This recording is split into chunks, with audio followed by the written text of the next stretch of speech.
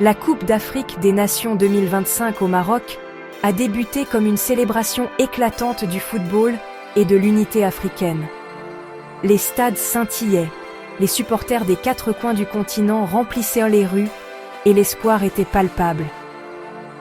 Mais à mesure que le tournoi avançait, la joie a cédé la place à la tension et à la controverse.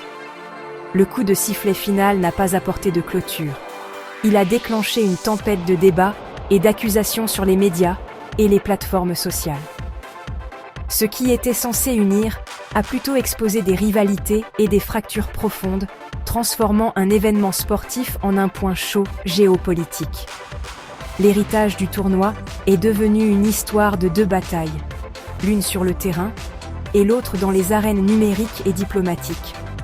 En fin de compte, ce fut le discours du roi du Maroc qui a cherché à reprendre le contrôle du récit, en prônant l'unité et en rappelant à tous les enjeux au-delà du football.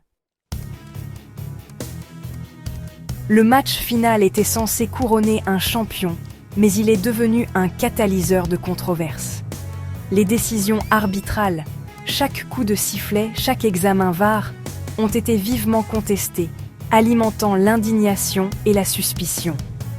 Les médias sociaux ont explosé d'accusations et de ferveur nationaliste, les hashtags étant tendance en quelques minutes.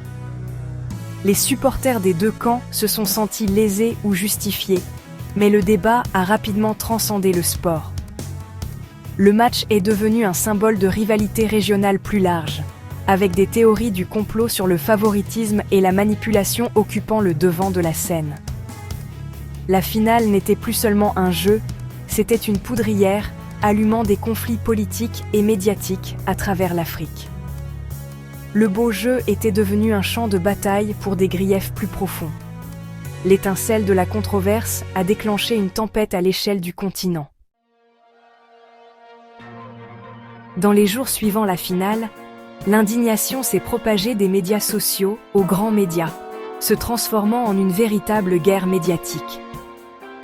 Les médias ont amplifié les récits partisans, transformant un différend footballistique en une question d'honneur national et d'intégrité politique. Des allégations sensationnelles de complot et de manipulation ont dominé les titres, souvent avec peu de preuves.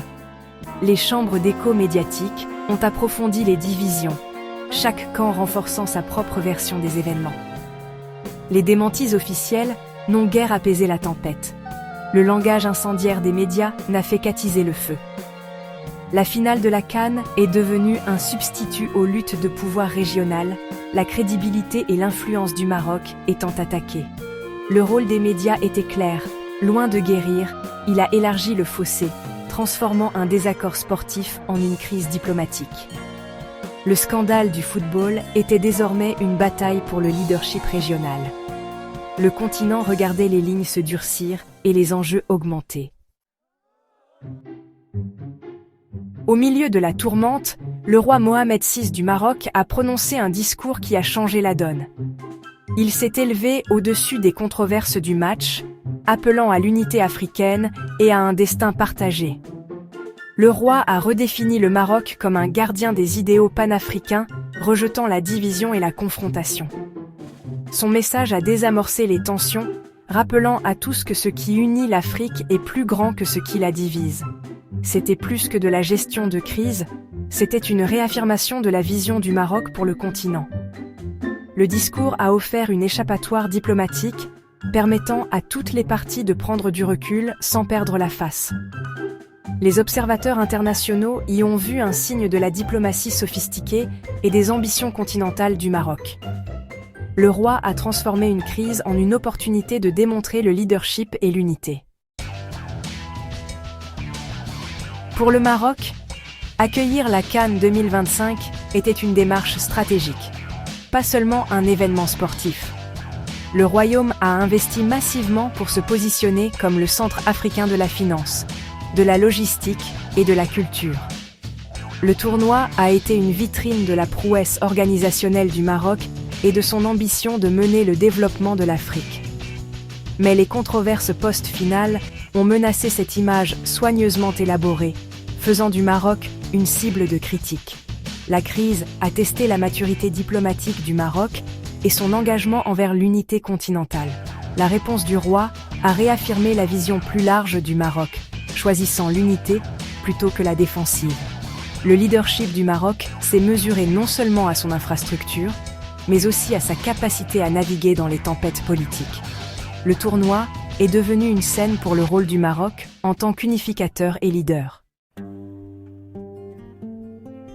La CAN 2025 a amplifié la géopolitique complexe de l'Afrique, montrant le pouvoir du football comme une scène pour la fierté nationale et la rivalité.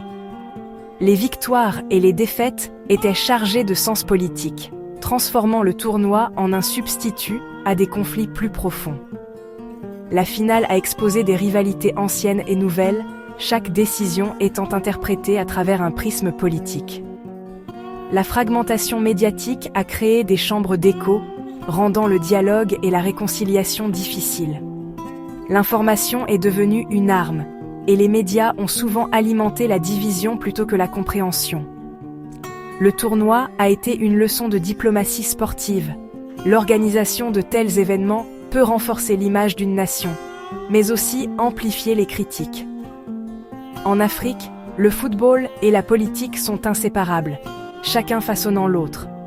La CAN 2025 a mis à nu les ambitions, les tensions du continent et le pouvoir du sport à la fois d'unir et de diviser. La réponse du Maroc à la controverse de la CAN a reflété son engagement envers la diplomatie sud-sud. Au lieu d'aggraver le différend, le Maroc a privilégié l'unité et les intérêts collectifs africains. Les investissements économiques et diplomatiques du royaume à travers l'Afrique ont renforcé sa crédibilité en tant que leader.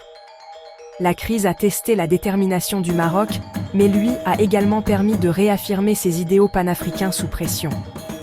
En choisissant des relations à long terme plutôt que des victoires à court terme, le Maroc a bâti la confiance et le capital politique. Le vrai jeu, a montré le Maroc, se joue sur des décennies, par la diplomatie, le partenariat et l'échange culturel. L'épisode de la CAN n'était qu'un chapitre de l'histoire continue du Maroc en tant que leader continental. La controverse de la CAN 2025 n'a pas affaibli le Maroc, elle a renforcé sa centralité en Afrique. La crise a été un test de stress pour la stratégie diplomatique du Maroc, et le royaume en est sorti plus fort. En élevant le débat et en défendant l'unité, le Maroc a établi une nouvelle norme pour le leadership. Le monde observe maintenant le Maroc de plus près, s'attendant à ce qu'il agisse comme une force stabilisatrice. Le prix de l'influence est la surveillance, mais la gestion de la crise par le Maroc a gagné un nouveau respect. Le tournoi a confirmé le rôle pivot du Maroc dans l'avenir de l'Afrique, économique, politique et diplomatique. Loin d'être diminuée, la position du Maroc en tant qu'architecte clé du destin de l'Afrique est désormais indéniable.